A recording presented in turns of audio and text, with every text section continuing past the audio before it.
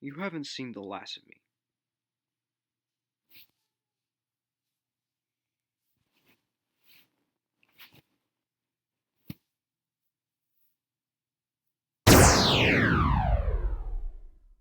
What's up, dudes? This is Byron, the Multiple Interests Man, once again, and today I'm doing a review of one of the most relevant science fiction horror Netflix originals, starring Millie Bobby Brown, Finn Wolfhard, Gaten Matarazzo, etc., and that is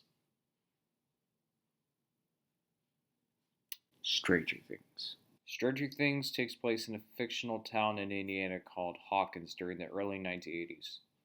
The nearby Hawkins National Laboratory ostensibly performs scientific research for the U.S. Department of Energy, or the United States Department of Energy, but secretly does experiments into the paranormal and supernatural, including those that involve human test objects. Inadvertently, they have created a portal to an alternate dimension called the Upside Down. The influence of the Upside Down starts to affect the unknowing residents of Hawkins in calamitous ways. The first season takes place in 1983, where this kid named Will goes missing, and his family and his friends Mike, Dustin, and Lucas have to figure out what happened to him and where he was taken at. Plus, the boys meet this girl at their age with psychokinetic abilities and a limited vocabulary named Eleven, aka Jane, which is her real name. And it was revealed in the second season. I'm sorry if I spoiled it, but it's true. Like, if you haven't seen the whole series, yeah, it's 100% true. Was familiar with everything about the Upside Down. The second season takes place in 1984, where the boys meet this new kid in town named Max. Eleven now lives with Jim Hopper, but she goes on a journey and learns about her family she forgot about. Well, some of them, yeah.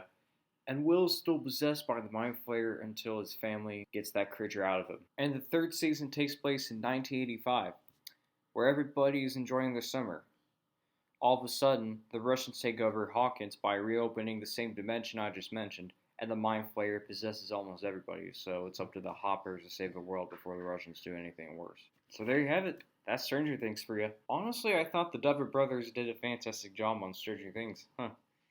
The show did everything it can to be at its best, which is cool. The horror is awesome. The storyline is mind-blowing. The characters are very unique. Even Millie Bobby Brown has done a fabulous job as Eleven thanks to her famous nose-bleeding moments and psychokinetic abilities.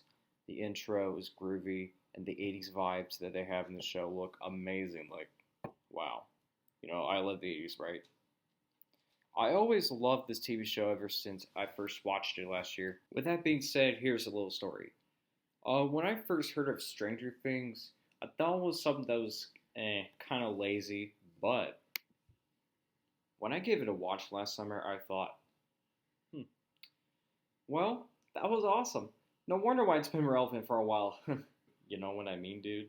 I do want to give advice that you should never judge a book by its cover, or that you've never watched. So I never judged it when I had not seen the show, and I give it a fair chance by watching the first two seasons. Heck, I even watched the third season when it came out this summer. I mean, this isn't the end of Stranger Things because we're getting a fourth season sometime next year, and I wonder what the next season would focus on. Well, we know it'll take place in 1986, but we just don't know until it comes out on Netflix and we'll watch it for ourselves. Not to mention, but there's a video from the channel called Actually Happened where this teenage boy talks about the fact that he got to be in one Stranger Things episode. And the video I watched, I thought was cool. And I mean, he talks about the story and how he's interested in acting and how he got in for one Stranger Things episode and how much he loves Stranger Things and such. It's really cool. If you haven't seen that video from the Actually Happened channel, I'd highly recommend it. It's really cool. Again, I thought everything about Stranger Things was epic. I thought the cast did great so far, and it totally looked like it really took place in the 80s. Because of its popularity, I give it 4.5 out of 5 stars. If you haven't seen it already, go check it out on Netflix. It is something that both teenagers and adults will love, and this is what the horror fans will love as well. So I barely have anything else to say right now, so there you have it. It's my review on Stranger Things. Thanks for watching. I hope you enjoyed this review. Be sure to like and subscribe. And I'll see you in the next vid. This is Byron signing off. Peace.